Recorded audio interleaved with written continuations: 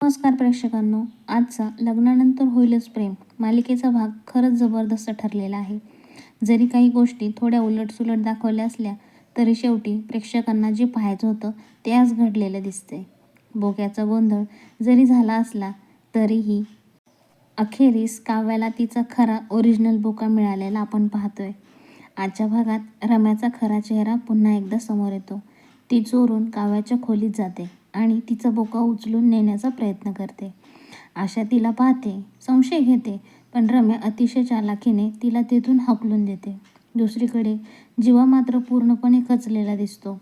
नंदिनीच्या रागामुळे तो आतून तुटलेला असतो. गुड्डू त्याला समजावण्याचा प्रयत्न करतो, स्वतःची चूक मान्य करतो, पण जीवा मैत्री आणि माणुसकी जपतो. नंदिनी सध्या रागात असली तरीही एक दिवस ती नक्की समजून घेईल असा विश्वास जीवाच्या मनात असतो. रम्या आणि वसू मात्र काव्याच्या बोक्याला संपवण्याचा कट रचतात. मोठी कात्री, राग, द्वेष सगळं काही टोकाला गेलेलं असतं.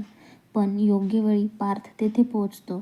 तो संपूर्ण प्रकार ओळखतो आणि ठामपणे वसूला थांबवतो. काव्या आणि तिच्या बोक्यापासून दूर राहायचा स्पष्ट इशारा देतो आणि बोक्याला सुरक्षितपणे काव्याच्या खोलीत आणून सोडतो. काव्या खोलीत नसताना पार्थला तिच्या आठवणी, तिच्या वस्तू, तिचा सुगंध सतावत राहतो. तिची अनुपस्थिती त्याला अधिक जाणवते. त्याला हे कळून चुकतं की काव्या त्याच्या आयुष्यात किती महत्त्वाची आहे. दुसरीकडे जीवाचा प्रेमळ प्लॅन सुरू असतो.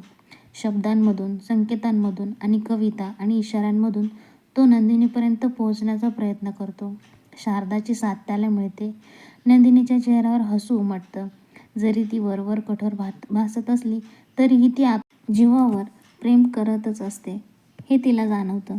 भागाचा सगळ्यात भावनिक क्षण तेव्हा येतो जेव्हा काव्याला कळतं की तिचा बोका नष्ट करण्यात आलेला आहे. ती पूर्णपणे कोलमडते.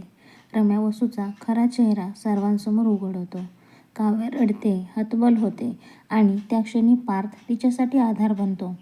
तो तिला घट्ट मिठी मारून सांगतो की तुझा खरा बोका तर मीच आहे ना, आणि मी तुला कधीच सोडून जाणार नाही.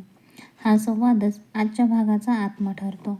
काव्या, पार्थ अधिक जवळ येतात तर रम्या वसूचा डाव पूर्णपणे फसतो. जीवानंदिनीचं नातं मात्र अजूनही तणावात आहे.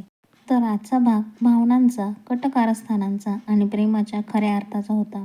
पुढचा भाग काय घडणार आहे हे पाहण्यासाठी मालिकेसोबत जोडलेले राहा. तर मित्रांनो, आपल्या चॅनलला सबस्क्राईब करायला विसरू नका.